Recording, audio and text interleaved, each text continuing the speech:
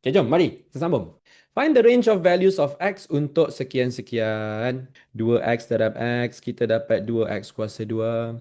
2x darab 4, kita dapat 8x. Sifir hafal, dek. Negatif 1 darab x jadi negatif x. Negatif darab positif 4 jadi negatif 4. 4 bawa sebelah jadi tolak 4. X bawa sebelah jadi tolak x more than 0. Saya guna color kuning untuk x kuasa 2.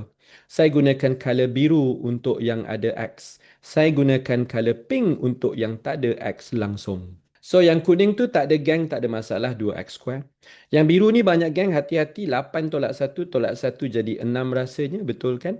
Lepas tu hujung tu hutang 4 maka jadi hutang 8 is more than 0. Everyone, is that clear? Now this is a quadratic inequality, right? Tapi before we tekan our calculator, adik-adik, 268 semua tu sifir berapa? Sifir 2 gang, kita simplify dulu boleh? Bagi 2 jadi x kuasa 2, bagi 2 akan jadi 3, bagi 2 akan jadi tolak 4, more than 0. Cantik. So, Alun tekan AC je lah. Okay, AC depan tu 1, tengah tu 3, last kali tolak 4. Bila tekan equal dapat 1 dan negatif 4. So, now Alun nak lukis. Graf kita sekarang ini adalah senyum.